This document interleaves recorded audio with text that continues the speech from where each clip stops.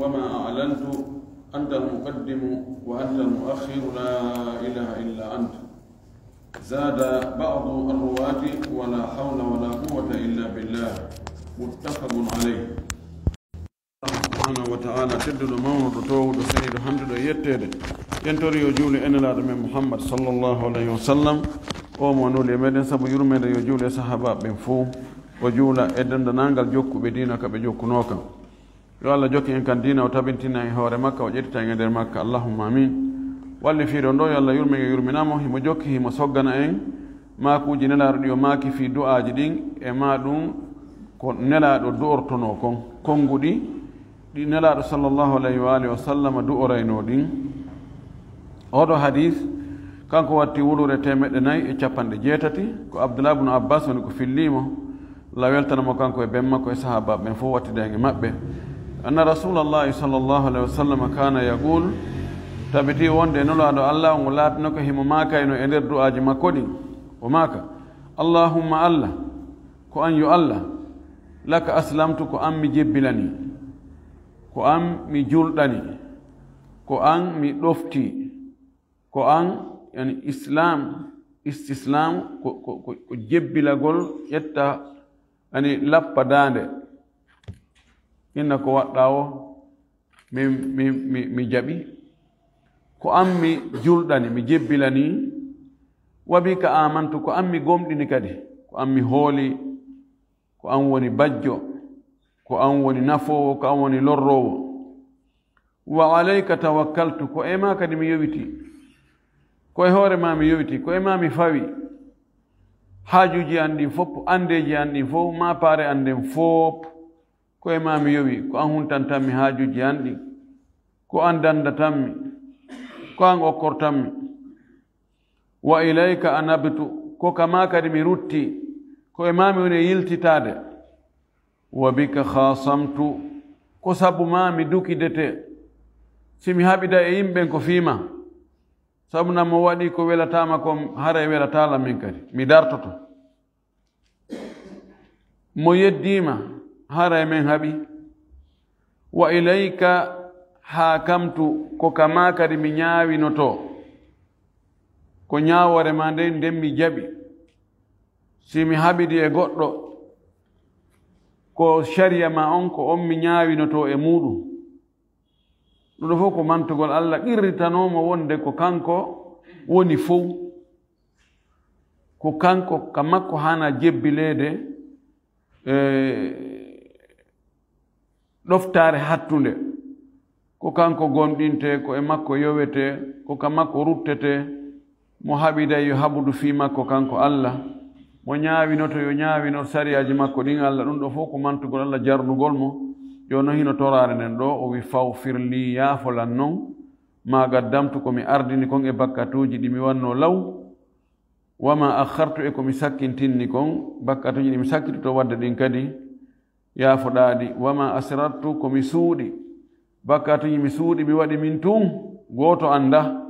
yaafanoɗan ɗi wama alantu e komi feññini kon mi waɗi bakkatuji goo tawa yimɓe no anndi taari ko kaari gerata en ba kaari ko dugula anndi ɗum koko bonini ɗum kadi yaafoɗaami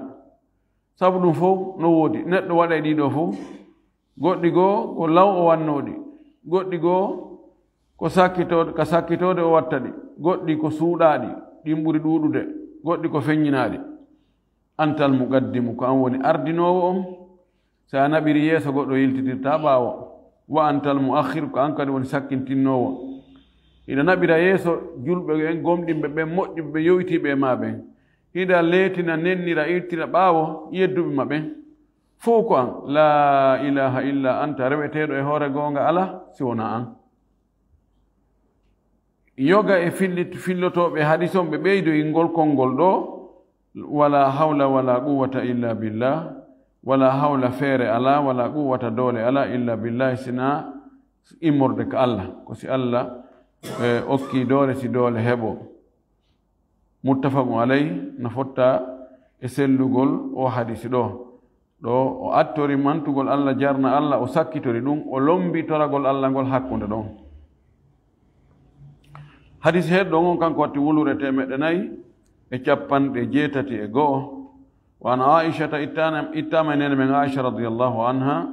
أن النبي صلى الله عليه وسلم كان يدعو بهؤلاء الكلمات نلعد الله أولاتي نوكي هم دعو رينو دي كونغوري دو وماك اللهم إني أعوذ بك من فتنة النار الله ميدو مولما ميدو تورما يا دندن فتنة ييته وعذاب النار ميدو مولما كدي يا دندن لته ييته فتنة ييته لته ييته يالي نقردي no waawi fitina on ɓuri yaajude fitina on ko dendanangal ko watta sabu ha on tigi naata yiite allah dandan kala ko watta sabu ha mi yaha ka nder yiite miɗo moolima kadi lette yiite ɗen tigi tigi fitina on ko sabuji ɗin wa min charri lghina allah miɗo mooloma bone ngalu wal fagri miɗo mooloma kadi bone basal ngaluji goo ko tana ko albalawu ko jarrabuye moolanaɗo allah sabuna si allah yanñi feere on ti heɓi jawdi bus tawi julɗan kagal ngal no fanɗi ko o bonnata kon baasa wawata bonnugol ɗum ko o wawi lorrugol kon mo mara goɗɗum mara feere wawata ɗum ko ngalu watta on tigi mo ɗo ina min he yeddugol allah ka leydi ga min wurin ɗum hawrana allah joni mi yahay ka lewru ko toon mi yeddoyta allah ɓe mi nan ɗo ɓe équipe yaha amugol ko hawra lewru to ɓe toon ɓe darni bara toon hiɓe ama kitale feƴƴinoɗe on tigi nano yeddugol allah afrique ɗo ɗum haray ɗum annaki joni mi yahay ka continent ji to ko amérique ma ko europe ma ko asie to ko toon on ti yeddiroyta allah ɗon on ko ngal watta ɗum miskino on baso on so yedda allah ko ɓeru ka taga makko on hatti ɗon ko ɗum waɗi nelaɗo tori allah yo allah dandumo bone ngalu bone basal kadi basal ko heewi ko basal rimay gañanendi no heewi tawa ɓernde baso on no heewi tew gañanendi so yi tun marɗo on no nemora nemaji ɗi allah neminimo ɗin hara e ɓernde makko nden huɓɓi ɗum ko jarrabuye ɗum ko tana molanaɗo idan heɓugol ngol ko jarrabuye faɗugol ngol ko jarrabuye fof ko si allah faabikema tum si allah faabikema a woni baaso ko anan o woni hulɗo allah mo añana fes ɗa jogi baraji molanaɗi ko fokkitanta humtugol haaju ma faaleɗa hunde ronkande heɓude ɓernde ma nde maapo ɗon ha ene be hunde kaari miɗo hande muɗum kono honto mi rewata mi heɓa miijoɗa ɗon ana ha ɗum ɗon fof ko baraji windanteɗa kala ko faalaɗa heɓude ko tawata ɓe gurdanɗam fayda gasta e ɓa muɗum miijiɗa ha anuɗa honno mi rewrata mi heɓa ɗum ɗo nden ande ɗon fof ko baraji windanteɗa ngaalu ngun kan si tawi a gollitiri ɗum kan en andi a yittango yimɓen ande ɓe du'anuma ɓe weltanoma moƴƴere ka ɗum hatti ɗon ko allah tun andi o hadis ɗo rawahu abu dauda fillimo ko abu dauda wa tirmidi wa qala hadisu hasanun sahih wa hadha lafdu abi daud hadis heɗo o kanko watti wulure 492 o an ziyad bni ilaqata an ammihi wa huwa qutbatu bnu malikin ittama e ziyad ibni ilaqa o itti e bappa makko lew wiyete qutbatu ibnu malik qala kanko qutbatu o wii kana annabiyu sallllahu alih wa sallam yaqul nelaɗo allah on laatane ko himo makayno e nder du'aji makko ɗin o maka allahumma inni a'udhu bika min munkarati al akhlaqi wal a'mali wal ahwa'i allah inni no min a'udhu bika miɗo mooloma miɗo toroma ya dandan min munkarati al akhlaqi immorde e jikkuji añiniɗi jikkuji kanuɗi miɗo torima ya dandan mi jikkinorgol jikkuji añiniɗi jikkuji kanuɗi jikkuji ɗi bonɗi wal a'mali miɗo moɗoma kadi gollugol golleji añiniɗi golleji kanuɗi wal ahwa'i miɗo moɗoma kadi mbelaɗe jokkugol faaleji ko heewi kon mbelaɗe ko heewi kon ko naɓirta on tigi ko ka boni ko ɗum wonkikin pooɗanto miɗo torima ya dandan ɗum ɗo fuu jikkuji bonɗi golleji bonɗi jokkugol faale mbeleɗe rawahu tirmidhi ko fillede sen ko imamu tirmidhi wa gala hadithun hasanun o wi hadith on no moƴƴi cheikh albani maki ka sahihul jami o maki hadith on himo selli hadith heɗɗo on kanko watti wulure e 483 wa an shakal ibni humaydin ittamayo ɗo shakal ibnu humayd radiyallahu anhu qala o wi qultu ya rasulallah mi inni hey ko an yonulaɗo allimni andinan du'a janginan du'a ɗo faala andude ko honno mi du'orta janginan du'a qala on tuma nelaɗo maaki qul wi'u siɗa du'ade allahumma inni a'udhu bika min sharri sam'i wa min sharri basari wa min sharri lisani wa min sharri qalbi wa min sharri maniyyi wi'u allah inni no min a'udhu bika miɗo moolore toroma ya dandan min sharri sam'i bone nanɗe an ɗen bone noppi an ɗin ko mi nanata kon mana wota mi nanir noppi ɗin ko boni wa min sharri basari e bone gite an ɗen mi ndaarugol ko harmi ko mi hanano ndaarude wa min sharri lisani allah dandan bone ɗengal an ngal mi wowlugol ko mi hanano wowlude fenande ñoore baddi kuddi tukke ɗum ɗo fof ko ɗengal watta dandan bone mum wa min sharri qalbi allah dandan bone ɓernde an nden miijagol ko boni sabuna ko heewi ko ngon tigi waɗi o tuma o miiji ko ɓernde nden formata on tumata noon tere ɗen golla laaɗo ma kani no e ɓanndu ɗum huyre si nden ɗon huyre moƴƴi ɓanndu ɗum fof moƴƴay si nde boni ɓanndu ɗum fof bonay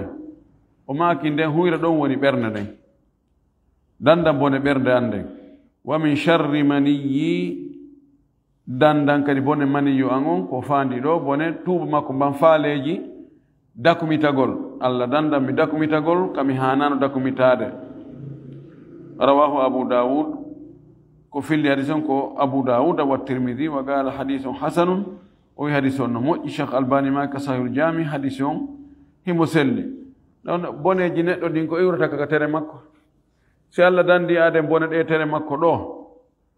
heewi kon ɗe tere nanugol ngol e yi'ugol ngol konngol ngol ɗengal ngal ka ɓernde miijagol ngol faale on awra makko on si o daɗi bone ɗiɗo haray o daɗi sabu na fayda ko ɗiɗo huutorte fi yeddugol allah ko noon yettugol allah kadi ko ɗiɗo wurata huutorede hadis heɗɗon o kanko watti wulure e 484 وعن أنس إتم أنس بن مالك رضي الله عنه أن النبي صلى الله عليه وسلم كان يقول تبتي وند نولاد الله أن لاتنكو هم ما كان اندر دعاء مكودي وماك اللهم إني أعوذ بك من البرص والجنون والجذام وسيء الأسقام وماك اللهم الله إني من أعوذ بك من أمولر من البرص نيو colɗugol baras ko ñaw colɗugol wayla guri ngin e soyɗina ngi ma wojjina ngi ko nawnare nangayde hakkude guri e tew warba guri ngin ha ngi hutto guri go artoya kono hara nanone guri wonno ngi ɗon ngin allah dandan bone ɗum sabuna mo jogi keɗin ayyibaji nda yimɓe ɓe dogay mo wal jununi miɗo moolore kadi feetere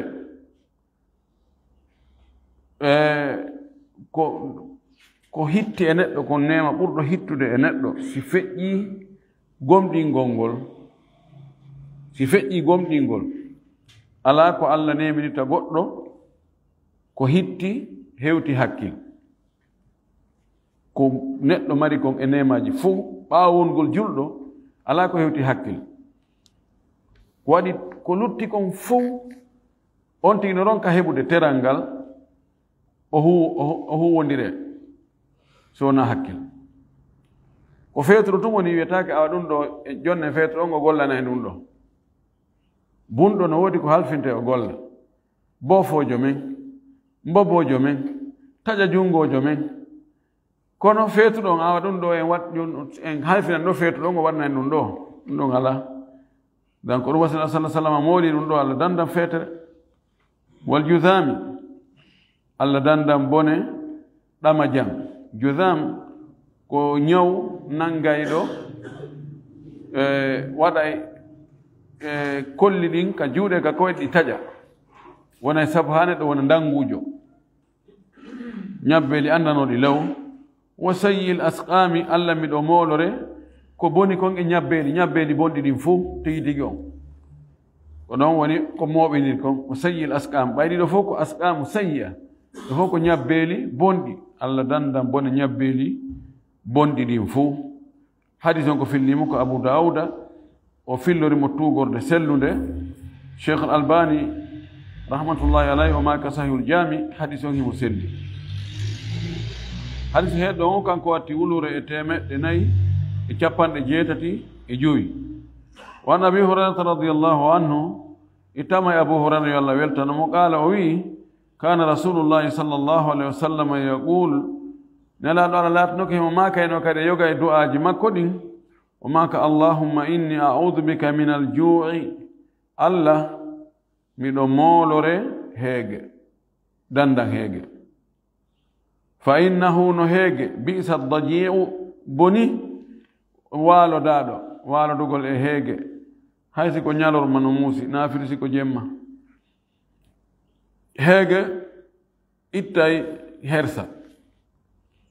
andi kaari on no hersa on watta piiji ɗin fof on no wondemo ko bayagal heege en ɗuuɗali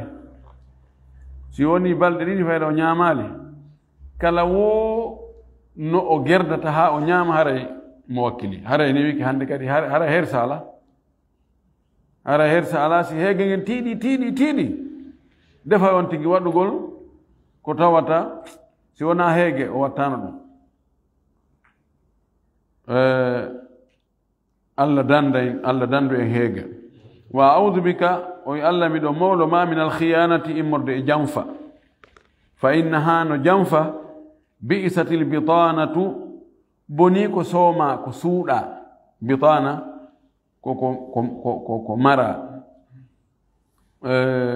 joni wa neɗɗo mo yettoɗa gundoji on wiyete ko bitana ko ɗum ɓeynayi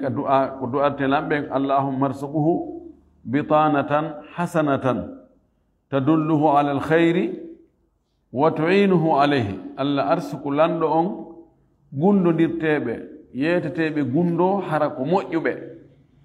tindinayiɓe mo moƴƴereji ɗin walla mo ha moƴƴereji ɗin laato allah dandumo e gundodeteɓe hoolaɓe yeeteteɓe gundoji tawa ko bomɓe tindinaɓe mo ko boni walla ɓe kadi ha ko boni kon laato ɗam bitana koko suuɗi ma ka suuɗete o wi janfa boni ka suuɗete ko yeyi kon janfa ko hunde nde on tigi marata faalaɗo janfade o feññita piiji ɗin o suuɗayɗi taw o waɗa priciji ha si réguloyi noon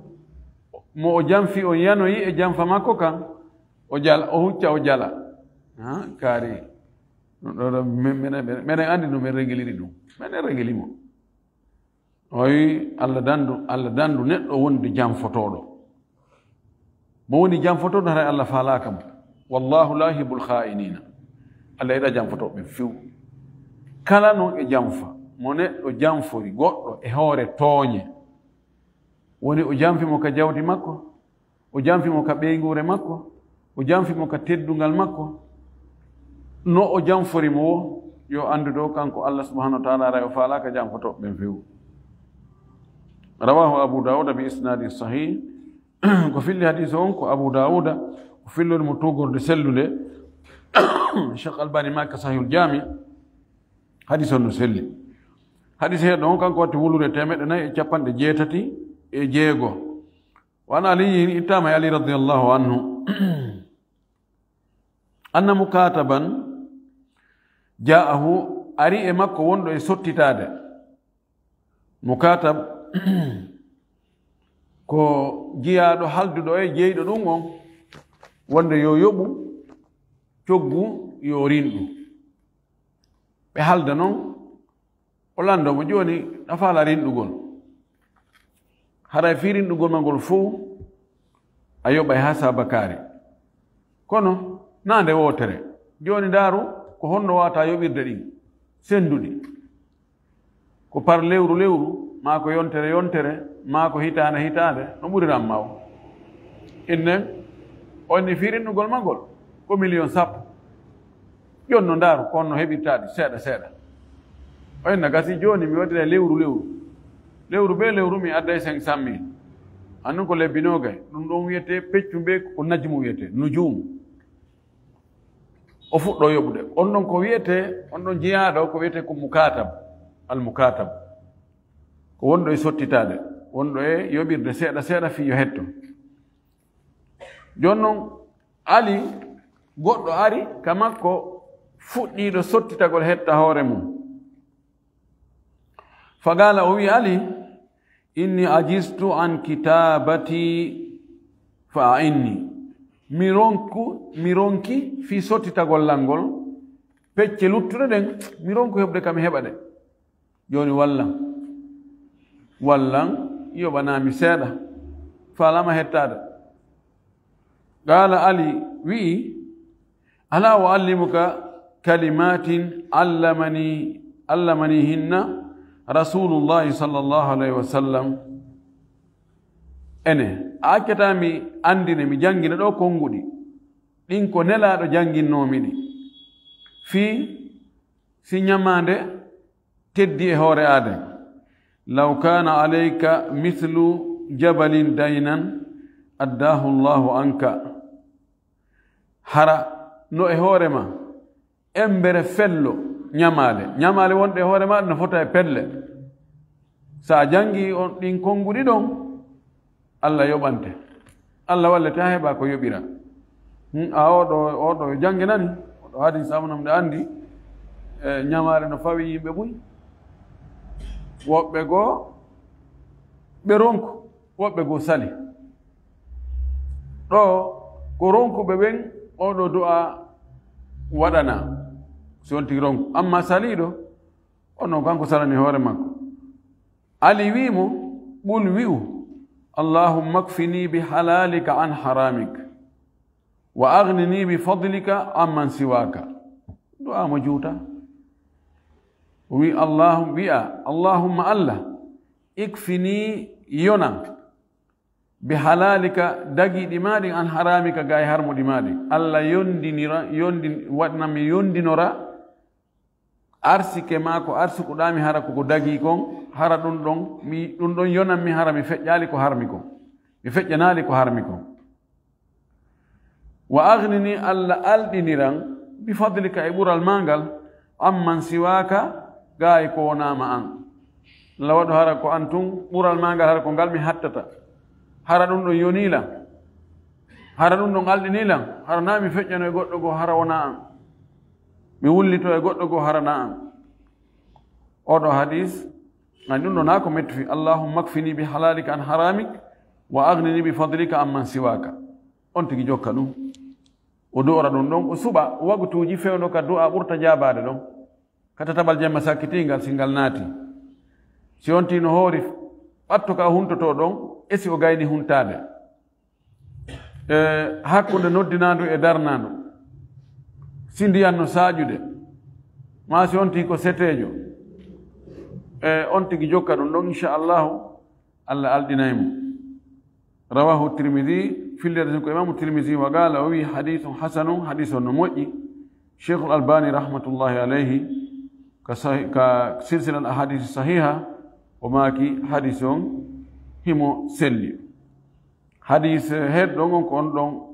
sakkitorɗen hannde ka darsu men ɗo on ɗon watti wulure 487 wa an imrana ibn al-husayn ittama imran ibn al-husayn radiyallahu anhu o ɗo woni sahibul bawasir eno sahibul bawasir o ɗo heɓno ɓuuri yuppoto woni ndin janngude mum ha wari o wi nelaɗo mi annda ko no mi juulirta mi sella ɗo wonde ndi ɓuuri mi terto juulugol ɗan maki owe almaki salli qa'iman fa in lam tastati fa qa'idan fa in lam tastati fa ala jambi sa wawi daragol juula daro feewa juula si tawi hay ɗum a wawata fes kono ɗa wawi jooɗade juula jooɗo juula si tawi hay ɗum a wawata ka waaliɗa ɗon juuluɗo waalor beccal ma ñaama ngal juula ay juulugol kanko be juula nelaɗo juulugol accatake fanni on tigi no mari hakkil o wiyata joni ɓay mi sella mi wawata immade hay ko simi yiltama simi yilto joni ara mi acciɗon juulugol ngol ko kanko ni o wi anna nabiya sallallah sallam allamahu anna nabiya sallah sallam allama abahu husaynan kalimataini yad'u bihima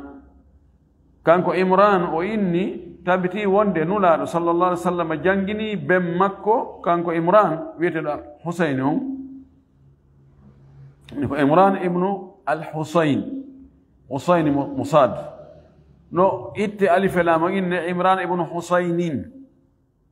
ko ɗum ka wasfu ga o adde mo inni husaynan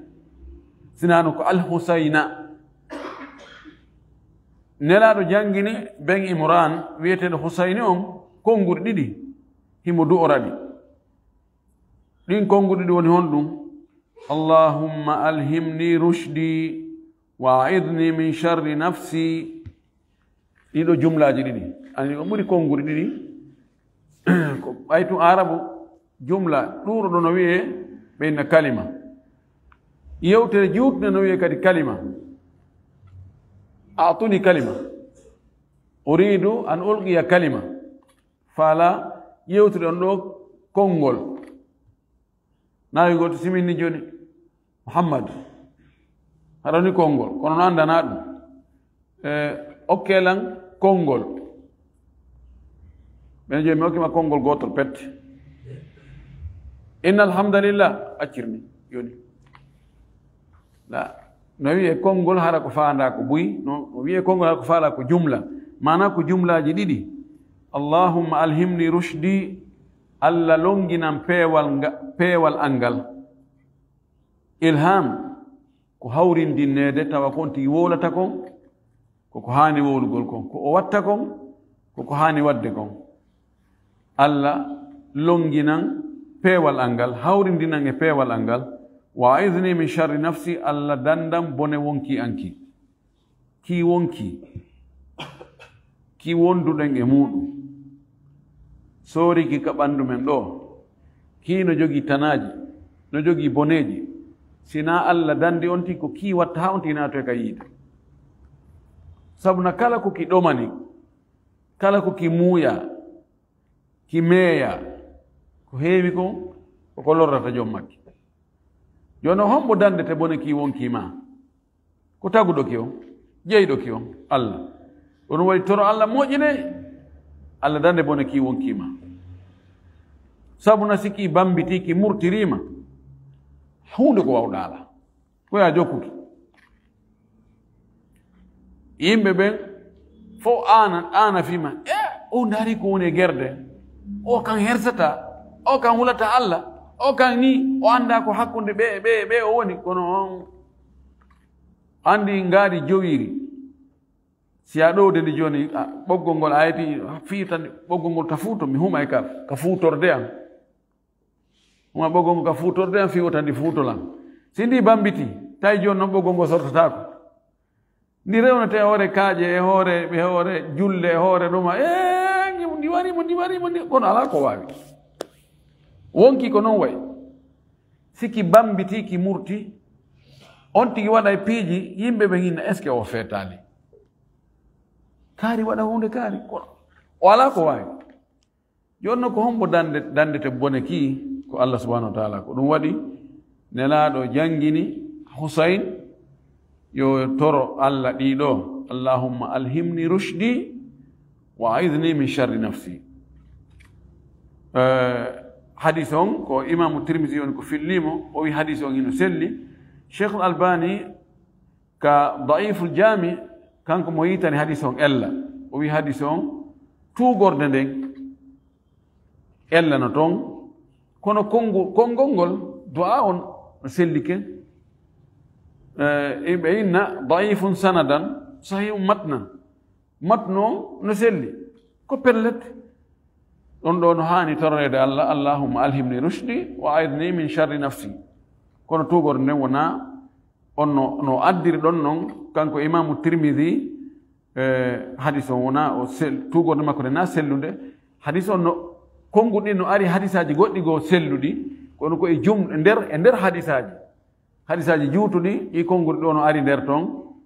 kono wasi wiɗe matno on himo selli heddi ko sanadu on ɗo mo Imamu Tirmidhi fillori on nandi hara yette sojo no nder toon en torki Allah subhanahu wa ta'ala yo Allah faami ka dina faamu selluɗo ɗi du'aji wondi ɗo fopp yo Allah jaɓan en ɗi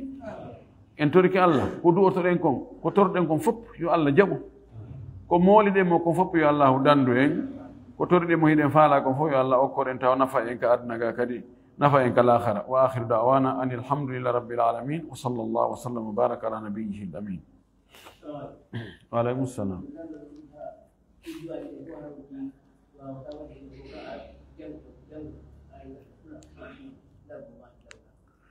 I du'aji ɗi jannguɗen ɗo ɗiɗo fof koye arabe nelaɗo sallah sallam ko arabe o wolta kanko o wawata pular o wawata anglais o wawata français yarli haray ɗi du'aji ɗo ko be tun on ti waɗa ɗi e arabe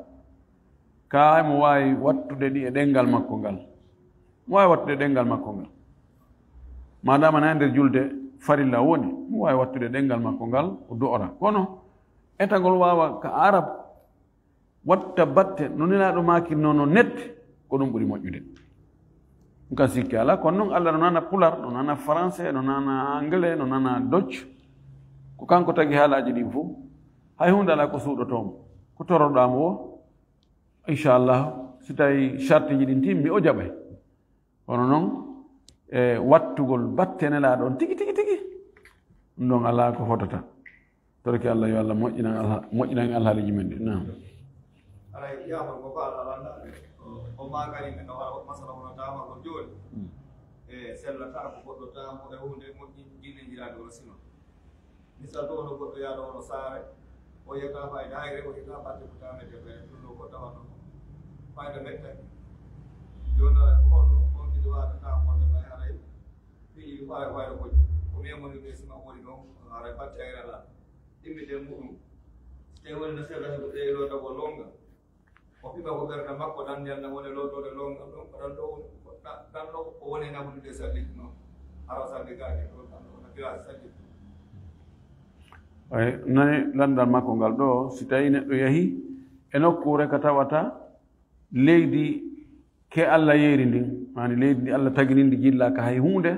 tawa ndin ɗon ala fof koko neɗɗo moƴƴini hay si lasri on koka leydi lasri mum ko leydi ndi kono transformama wat jillidirama e produit ji ko ha wonti none go woni ciment ma caro dalet peinture lasri mum koka leydi kono wontoyi waɗa ko ɓe dakhratu sana fabrication naati e muɗum joni mo faala tamade o yaali hay nokku mbuku laydi o yaali jaare o yaali koccu o yaali kaaƴe o yaali jengalle ko tawata waɗa koko jikko sima honno watta yo tama ɗo fattagullaha ma statatu hule Allah foddetaga ko si tawi leydi ndin no ɗa siman no ɗa o tatamo ka siman de tamo ka leydi kono si ala aljuudu minal mawjudi dokkal koko woodi kon okkete ko noon hara on tigi watta o landi landal ɗimmal si tawi jo goɗɗo no lootade longal o anni yo joni ɗan ndiyan ɗan woni e lootade longal ɗo ko ɗan ɗo kadi woni salli gorde mana o anni yo salligi on wo lootagol longal ngal wo fof ko ɗan ndiyan ɗon yarli haray so lootike ɗon o memali awra makko on haray mo wawi juulirode noon ko nokku yeddodiraɗo karmakoɓe go o wi ɗum sellata ko waɗi noone no salligorte noon e noon no loototo longal ngal no serti salligi ko fuɗɗoto taw ko sooɗagol wiɓagol sorkinagol ñittitagol lootugol yeeso ngol noon loota juuɗe maska horna si lootoya koyɗe ka lootagol longal ko onti aray ngol jokkodirgol ɗon aray ala o yi un gasa ko yeeso ngon taw attoto ko hoore nde masgol hoore nde ɗum attorta par ce que ɗon woni lootugol ko hoore o attorta o arewna ka yeeso noon gasa o arawe ka juuɗe si o sakkitoro ka koyɗe aray no junni aray no yiltodiri woɓɓeyni ɗum noon sellata few so gayni ko yo salligo yo feere sina hara o salligino so looti longa ko ɓuri moƴƴude kon ko on tigi salligo no julde salligorante noon so fuɗɗo lootagol longal ngal ɗum noon ɓuri moƴƴude kono no woodi wiiɓe no sellira no no filla e omar radiallahu taala anhu o inni mo longal laɓɓinaali wota allah laɓɓimo a looti ke longal wi kadi joni ɗum a laaɓa joni kadi ko yaa salligoɗa o wuri an wota allah laɓɓine puisque a faalaka laaɓude no woodi buyi yaaruɓe wonde haray ɗum ɗon tun no waawi yonde so on tigi juuliroy ɗum ɗon tun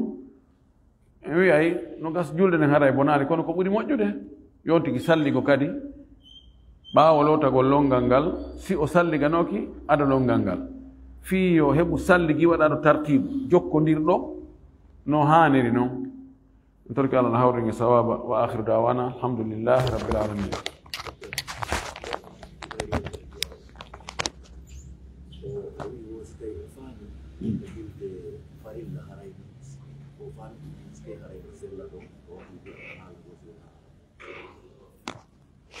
ka julde farilla nden ko du'aji ko laaɗa du'ino kon tundu ete